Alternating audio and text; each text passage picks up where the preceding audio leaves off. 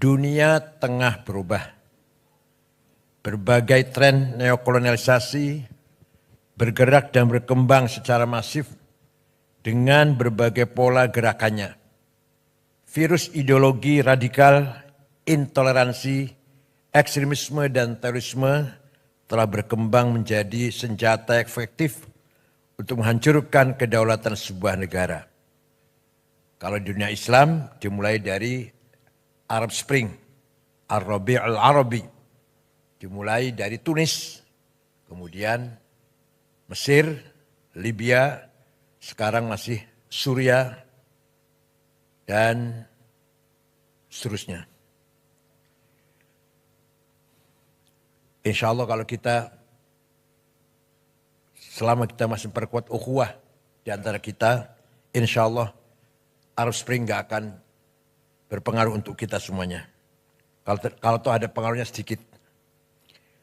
Dengan cara membelokkan narasi sejarah dan kebudayaan, serta melakukan berbagai adu domba, kelompok intoleran dan radikal terorisme terus berusaha merebut masa depan suatu bangsa.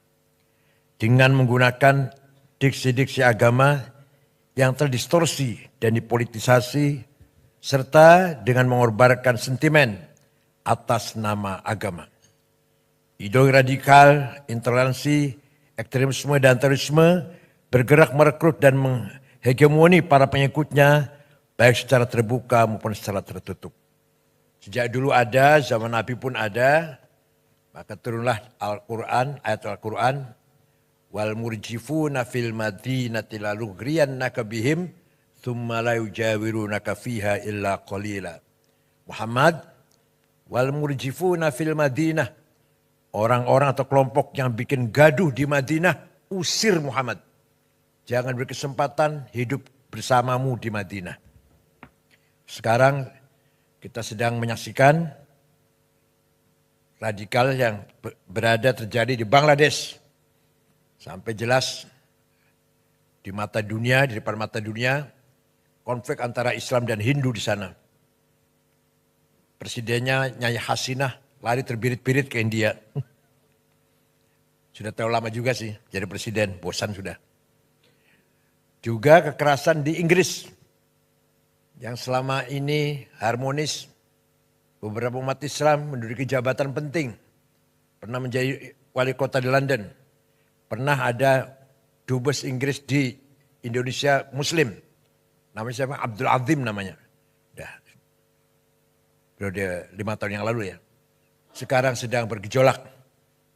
Kekerasan terjadi di Inggris, terutama di London, antara umat Islam dan Muslim. Jelas pasti ada yang mengadu domba.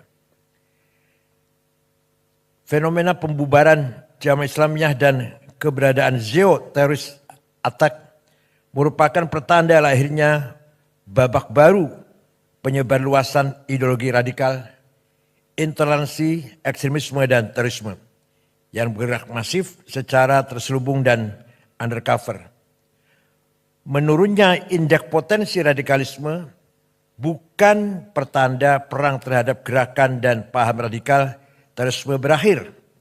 Kelompok intoleran dan radikal terorisme kini tengah menyusup, bergerak senyap dan mengkonsolidasikan kekuatannya dengan strategi infiltrasi dan akuisisi di semua sektor kehidupan sosial, ekonomi, politik, kebudayaan, kesehatan, pendidikan, pertahanan dan keamanan. Mereka tengah berusaha merebut dan mengambil alih kepemimpinan di semua sektor dan menguasai seluruh sumber daya yang ada di negeri kita ini. Kebanyakan mereka menyusup di perguruan tinggi umum, bukan agama, bukan. ITB, IPB, ITS, Undip, yang nanti alumninya akan menduduki kedudukan penting di Telkom, PLN, Pertamina. Mereka mengkaji buku namanya Ma'alim fit Thoriq yang ditulis oleh Said Qutb. Yang isinya semua yang datang dari luar Islam masuk golongan atau kategori jahiliyah. Kalau jahiliyah harus kita perangi. termasuk nasionalisme ada jahiliyah. Pancasila jahiliyah. Undang-Undang Dasar 45 jahiliyah. DPR tauhid. Pemerintah ini kafir. Harus kita perangi. Itu doktrin kelompok tarbiyah yang ada di mana-mana. Bahkan di pengajian-pengajian keluarga, ibu-ibu, istri-istri, polisi, tentara di perumahan-perumahan. Bahkan mereka khutbah di kantor-kantor pemerintah malah isinya mengkafir-kafirkan pemerintah. Padahal khutbahnya di BUMN padahal.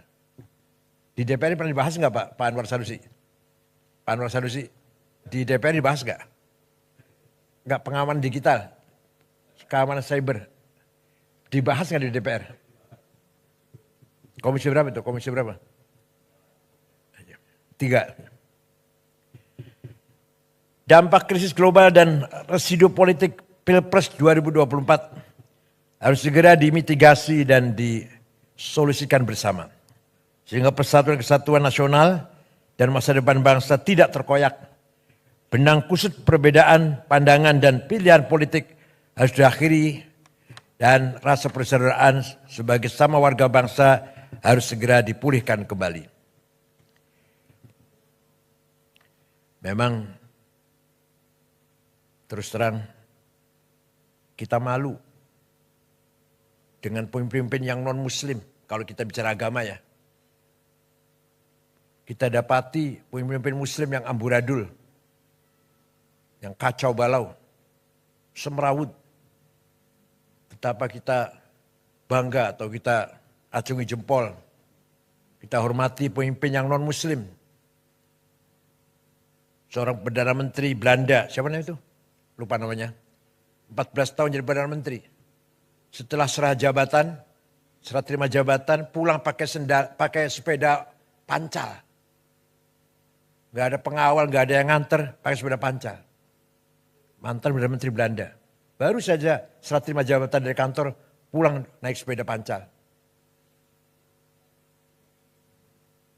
Beberapa pejabat yang saya tahu di Australia tanpa pengawal. Gubernur tanpa dikawal, saya pernah jumpa. Di kita yang beragama Islam, yang kaya dengan dalil ayat Quran dan hadis. 330 triliun entah kemana itu. Itu saya jumpa dengan seorang jaksa, gak usah sebut namanya. Kalau dibuka sebenarnya 1000 triliun, bukan 330. Sebenarnya 1000 triliun kerugian negara di tambang timah itu. Padahal beragama Islam padahal. Arsenal jamaah lagi. Momentum 17 Agustus di depan mata. Maknai kemerdekaan Indonesia harus lebih bisa dimaknai sebagai momentum untuk melakukan refleksi, evaluasi dan menyusun rencana aksi guna mewujudkan cita-cita kemerdekaan Indonesia. Kalau dalam bahasa Arab, muhasabah, introspeksi. Kemudian kalau kita menjumpai kegagalan, mu'atabah, blaming self. Jangan nyalakan orang lain. Kemudian ke depan, muraqabah. Tetap kita membangun optimis. 17 Agustus adalah momentum mensyukuri nikmat kemerdekaan. Dengan mengisinya, meningkatkan pelayanan dan pemihakan terhadap nasib dan masa depan rakyat Indonesia. Bukan sekedar perayaan pesta pora yang menghabiskan 87 miliar.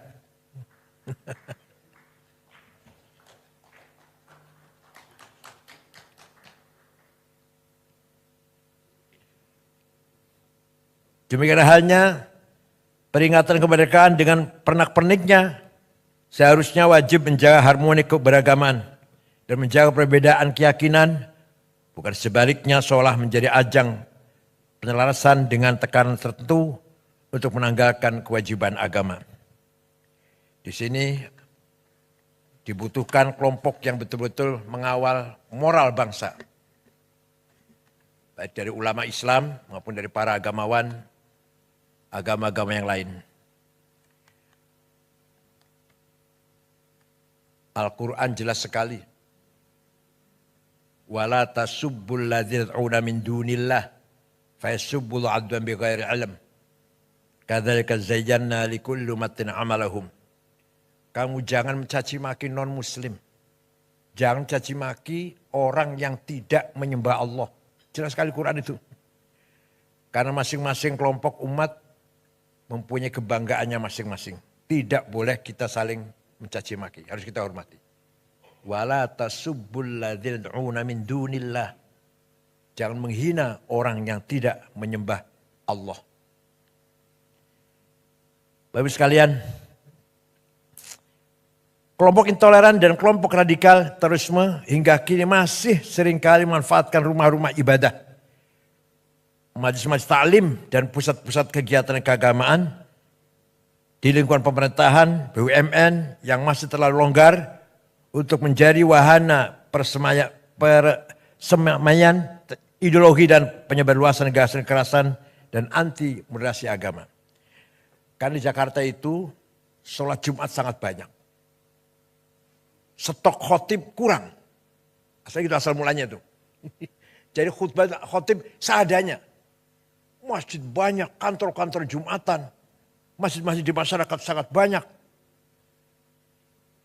Yang mampu khutbah kekurangan. Jadi stok khotib yang kurang. Akhirnya seadanya khotib. Asal bisa ngomong. Maka naiklah ke panggung-panggung khutbah Jumat. Orang-orang yang tidak layak, tidak pantas menyampaikan dakwah Islam dengan sebenarnya. Dalam khutbah mencaci maki, tidak sah itu khutbahnya. Kalau ukuran kitab Fathul Mu'in, Fathul Qarib nggak sah. Nyebut nama aja nggak sah. Kalau khutbah mencaci maki orang, dengan menyebut nama, sudah tidak sah itu. Kalau mau ceramah, kalau mau menyebut nama, di luar khutbah. Ceramah biasa. Kalau dalam khutbah, 2 khutbah itu mengganti 2 rakaat salat zuhur. Sangat suci, sangat sakral khutbah Jumat itu.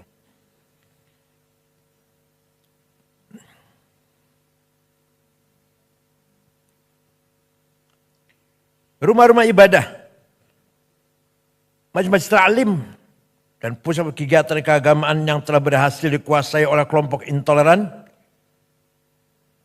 seringkali berubah fungsi dari yang seharusnya menjadi pusat ketaatan dan pusat peradaban yang menyebarluaskan kasih sayang, kemanusiaan dan menggerakkan kemajuan berubah menjadi pusat penyebarluasan kebencian, kekerasan, konflik dan perpecahan. Kalau di Indonesia memang yang banyak berbuat begini yang orang Islam. Kalau di negara yang mayoritasnya Katolik, orang Katolik. Kalau Indonesia kan mayoritas orang Islam, copetnya orang Islam, yang korupsi orang Islam. Kalau di Filipina ya orang Katolik. Kalau di India, ya orang Hindu. Kalau di Cina misalkan, ya Buddha. Kalau di Banyuwangi copetnya orang mana? Ada di Bali copetnya orang mana? Orang Banyuwangi sih, Islam juga. Kalau di Amerika, Protestan Pak ya? Copetnya Protestan. Kalau di Indonesia mayoritas Islam, maka bajingannya juga orang Islam. Rasulullah SAW juga jauh-jauh hari telah mengingatkan kita semuanya agar jangan sampai rumah-rumah ibadah beralih fungsi menjadi fungsi yang sia-sia atau bahkan berfungsi destruktif bagi masyarakat, bangsa dan negara. Ya'ti 'alan nas zamanun yahlifuna fi masajidihim wa laysa humumuhum illa dunya. Nanti dia akan datang, akan kita lihat ada sekelompok umat Islam rajin ke masjid, tapi sebenarnya tujuan mereka bukan agama. Urusan dunia, politik, harta atau lain-lain. Bukan untuk ibadah. Sudah ada hadisnya itu. Fala tujalisum. Jangan kamu pergauli mereka itu. Rawahu Al-Hakim. Jadi 15 abad yang lalu Nabi sudah memprediksi akan terjadi sekelompok orang rajin di masjid, tapi tujuannya bukan untuk ibadah. Virus ideologi radikal intoleransi yang bergerak masif secara terselubung dan undercover harus diberantas tuntas. Imunitas ideologi harus diperkuat. Konsensus nasional, spirit kebinekaan, dan spirit cinta tanah air harus terus dijaga dan dikonsolidasikan. Di Mesir, Ikhwan Muslimun radikal mencoba kudeta terhadap Presiden Jamal Nasir tahun 65. Gagal, pemimpinnya digantung, Said Qutb, Ashmawi, Zaki Muhandis, Umar Tilimsani, Hussein Hudaybi, digantung di Medan Tahrir, Tahrir Square. Ikhwan dilarang, tapi muncul lebih radikal lagi. Jamaah Takfir wal Hijrah tahun 69. Dibentuk oleh seorang bernama Syukri Ahmad Mustafa yang mengkafirkan seluruh orang. Semua orang kafir, termasuk Grand Sheikh Al-Azhar. Itu yang membunuh Presiden Muhammad Anwar Sadat tahun 81, membunuh Menteri Wakaf Haji dan Wakaf Husain Adz-Dzahabi, membunuh wartawan senior Yusuf Sibai. Kemudian Hosni Mubarak memberangus mereka. Ternyata tidak habis, nggak bisa habis. Kebanyakan mereka sembunyi di gurun-gurun Sinai, antara lain namanya Ayman Al-Zawahiri. Kemudian pergi ke Afghanistan, jumpa dengan Usama bin Laden dari Saudi, bergabung menjadi satu mendirikan Al-Qaeda. Dari Mesir namanya Ayman Al-Zawahiri. Kalau ISIS didirikan oleh seorang remaja umur 22 tahun dari Jordan namanya Mus'ab Zarqawi. Yang jelas 1000% made in Tel Aviv. Kalau ISIS. Kalau Al-Qaeda enggak, bukan made in Tel Aviv. Al-Qaeda made in Afghanistan. Kalau ISIS, Mus'ab Zarqawi memang domisili di Tel Aviv. Anak Jordan. Kemudian terbunuh, diganti diteruskan oleh Abu Bakar Al-Baghdadi. Yang nama aslinya Awad bin Ibrahim Al-Badri. Sudah terbunuh juga sudah. Rasulullah juga bersabda pula, "Sakhruju min dhid hadzal rajul qaumun yatlul Al-Qur'an wa la yajawizu halaqi ma hum syarah khalqa wal khaliqah." Akan muncul dari umatku orang yang membaca Quran tapi tidak melewati tenggorokannya, artinya tidak paham. Letterlek, hitam putih. Mereka adalah syarul khalqi, sejelek-jelek manusia, wal khaliqah, bahkan lebih jelek daripada binatang. Lastu minhum wa laysu minna. Saya tidak termasuk mereka, mereka tidak termasuk golonganku. Rawahu Muslim. Melalui momentum izinkan LPI dan LPOK mengajak semua pihak dan mengundang semua tim pemerintahan yang baru untuk bersama-sama menyusun roadmap pembangunan Indonesia yang melibatkan seluruh stakeholder bangsa dan membangun konsensus nasional untuk masa depan Indonesia yang lebih baik. Agar ke depan blubuk pembangunan bukan hanya menjadi domain penyelenggara negara, tapi menjadi domain semua pihak untuk kemajuan bersama. LPOI, LPOK siap menjadi konsolidator diplomasi dunia Islam di kancah internasional sekaligus menjadi orkestrator harmoni pembangunan nasional untuk kebaikan bersama. Akhirnya soliditas dan sinergitas seluruh stakeholder bangsa, state, private sector, pers, akademi dan civil society untuk memajukan kehidupan kebangsaan Indonesia harus terus disegerakan agar melahirkan irama indah dan gerakan yang harmonis bagi masa depan Indonesia yang lebih baik. Itulah yang dinamakan Madinah. Nabi Muhammad tidak pernah mendeklarkan negara agama, negara Islam, enggak pernah. Tidak pernah mendeklarkan negara Arab, negara Madinah. Yang di dalamnya Muslim dan non-Muslim, Arab dan non-Arab. Yang Islam pendatang dan pribumi.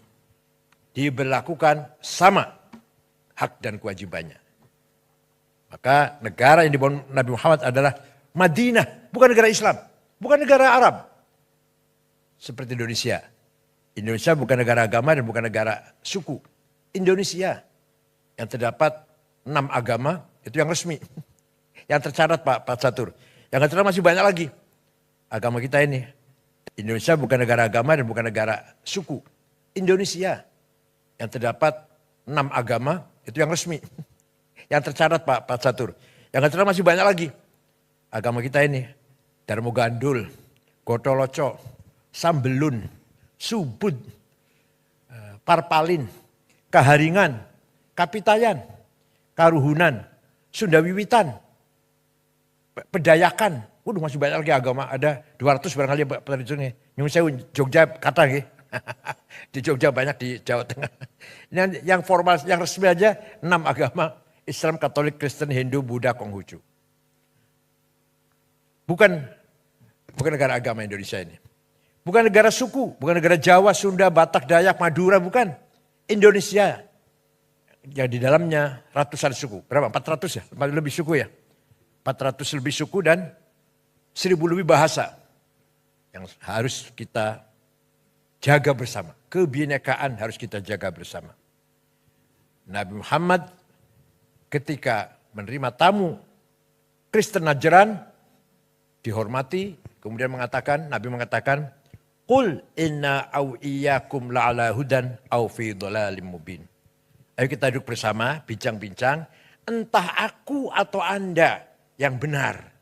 Coba, gak mengatakan saya benar kamu salah goblok, enggak gitu, enggak. Ini orang yang mengaku keturunannya ini, mulutnya kotor banget. Padahal ngakunya keturunannya Nabi Muhammad.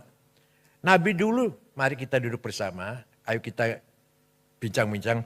Inna kami au iyakum atau Anda. Atau inna au iyakum, kami atau Anda. La'ala hudan, yang benar. Au fi dhalalim bin, atau yang tidak benar. Ayo kita ngomong-ngomong. Itulah sikap Nabi Muhammad ketika menerima tamu Nasrani Najran. Dan ketika Raja Ethiopia, Najasyi, meninggal dunia beragama ortodok, Nabi Muhammad salat gaib. Mengajak para sahabatnya salat gaib. Menyalati kematian Raja Ethiopia yang ortodok. Ketika ada jenazah lewat, Nabi berdiri. Sahabat mengasih tahu, itu jenazah Yahudi Rasulullah. Iya, saya tahu. Itu yang lewat ini jenazah Yahudi, saya tahu. Tapi mari kita hormati orang yang akan menghadap Tuhan. Itulah contoh-contoh yang sangat luar biasa dari akhlak yang mulia dari Rasulullah SAW. Kenapa kita umatnya amburadul, carut marut, gak karu-karuan. Terutama di Indonesia ini, yang jauh dari nilai-nilai akhlak Rasulullah SAW, bahkan yang mengaku keturunannya, mulutnya kotor, caci maki sana sini. Saya mengatakan, satu orang Habib yang bodoh, lebih mulia daripada 70 kiai orang Jawa. Itu kan ngomong gak benar itu. Habib walaupun zina, walaupun minum arak, pasti masuk surga. Ini walhasil mereka ini menganggap diri mereka super. Kiai-kiai Jawa ini bukan Habib di bawah mereka. Ini bertentangan dengan Quran dan bertentangan dengan Rasulullah sendiri. Inna akramakum indallahi atqakum. Yang mulia di mata Allah adalah yang paling bertakwa. Tidak pandang turunan siapa. Saya kira itu, mohon maaf kalau terlalu panjang. Mudah-mudahan pertemuan ini menambahkan khazanah perbendaraan peradaban kita. Selamat datang Pak Sony, dan insya Allah kedatangan Pak Sony akan bermanfaat untuk kemajuan LPUI dan LPOK. Syukran wa dumtum fil khair barakati wan najah. Wallahu a'lam. Wassalamualaikum warahmatullahi wabarakatuh.